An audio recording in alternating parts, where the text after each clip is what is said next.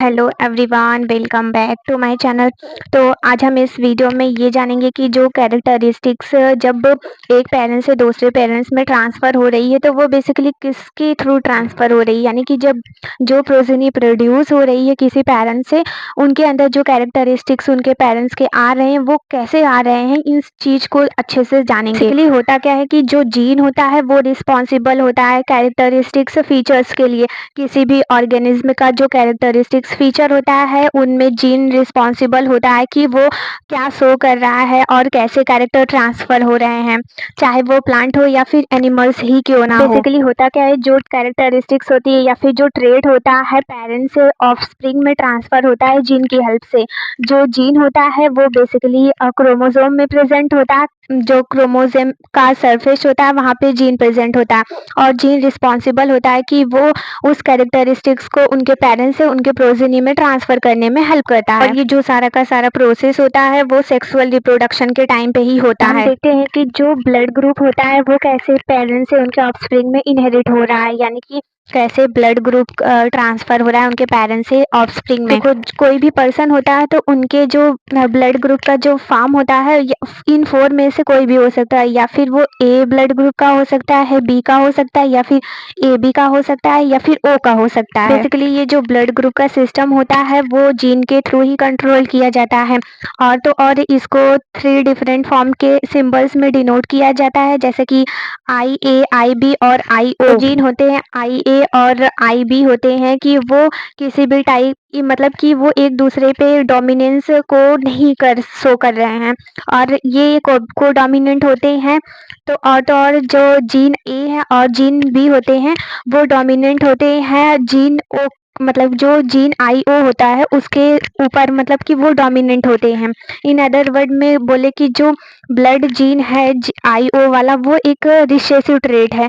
वो बेसिकली जब IA और IB का मतलब कि कंपेरेटिवली में जो IO रहता है वो एक रिसेसिव ट्रेट होता है। कोई भी पर्सन है तो उसका जो ब्लड ग्रुप होता है वो इस पे डिपेंड करेगा कि वो किस फॉर्म का जीन उसके अंदर प्रोसेस हो रहा है। अगर जो जीनोटाइप होता है वो IA करके है तो जो ब्लड ग्रुप होगा पर्सन का वो बेसिकली A होगा। और तो जो जीनोटाइप है अगर IA और IO होगा तो इस कंडीशन में भी जो ब्लड ग्रुप होगा वो A होगा। जो बेसिकली IO होता है वो एक रिसेसिव जीन होता है। सही सेम केस में जब जीनोटाइप IB करके रहेगा तो उसका जो पर्सन का ब्लड ग्रुप होगा वो B होगा। और तो और जब जीनोटाइप IB और IO होगा तो इस केस में भी जो ब्लड ग्रुप होगा वो B होगा। अगर जो जीनोटाइप हो गया वो IA और IB होगा तब जाके जो ब्लड ग्रुप रहेगा वो पर्सन का A और B करके होगा। और यदि जो जीनोटाइप हो गया IO करके है तब जाके जो पर्सन रहेगा उसका ब्लड ग्रुप O रहेगा। जो हमारा नेक्स्ट टॉपिक है वो है सेक्स डिटर्मिनेशन। अब कोई भी जो पर्सन होगा, यानी कि जो प्रोजेनी प्रोड्यूस हो रही, या तो वो मेल होगी या तो फीमेल होगी। तो बेसिकली जब सेक्स डिटर्मिनेशन में ये होता है कि जब उनके जो पर्सन का सेक्स को डिटरमाइन किया जाता है तो उससे सेक्स डिटर्मिनेशन बोलते हैं। बेसिकली जब किसी भी पर्सन के सेक्स का डिटर्मिनेशन होता है तो वहाँ पे जेनेटिक्स इन्वॉल्व होता है, जैसे कि क्रोमोसोम्स जो डिटरमाइन कर रहा है उस पर्सन के सेक्स को, उसे सेक्स क्रोमोसोम कहते हैं। और ये 2 टाइप के सेक्स क्रोमोसोम प्रेजेंट होते हैं, जैसे कि जो एक हो गया वो X क्रोमोसोम है और जो दूसरा हो गया वो है Y क्रोमोसोम। फर्स्ट की जैसे कि कोई मेल है या फिर मैन हो गया या फिर फादर, जैसे कि उनके पास जो क्रोमोसोम प्रेजेंट है वो है एक X क्रोमोसोम प्रेजेंट होता है और तो और एक Y क्रोमोसोम प्रेजेंट होता है। इसका मतलब यह हो गया कि उनका जो मेल गैमेट होता है उनमें half number of X chromosome present होते हैं और तो और half number of Y chromosome present होते हैं। जो सेकंड जैसे कि फीमेल हो गई या फिर वुमेन या फिर मदर, उनके पास 2 X क्रोमोसोम प्रेजेंट होते हैं, उनके पास किसी भी टाइप का Y क्रोमोसोम प्रेजेंट नहीं होता है। इसका मतलब जो फीमेल गैमेट होता है जिसे हम ओवा के नाम से जानते हैं उनके पास सिर्फ और सिर्फ X क्रोमोसोम ही प्रेजेंट होते हैं। बेसिकली जो चाइल्ड बॉर्न होगा, यानी कि जो प्रोजेनी उनकी बनेगी, वो बेसिकली डिपेंड करता है फर्टिलाइजेशन के टाइम पे क्या हो रहा है, यानी कि फर्टिलाइजेशन के टाइम पे कौन सा क्रोमोसोम्स निकल के कौन से बेबी का फॉर्मेशन करता है, क्या वो चाइल्ड जो बनेगा वो मैन होगा या फिर फीमेल होगा। देखो जो फर्टिलाइजेशन होता है उस टाइम पे क्या होता है, यदि अगर जो स्पर्म होता है वो X क्रोमोसोम को कैरी कर रहा है और वो ओव्यूम जो एग है उसके साथ फर्टिलाइज हो रहा है, जो ऑल्सो मतलब एक्स क्रोमोसोम कैरी करता है, यानी कि जो हमारा फीमेल होता है उनके पास तो दोनों एक्स क्रोमोसोम ही प्रेजेंट होते हैं।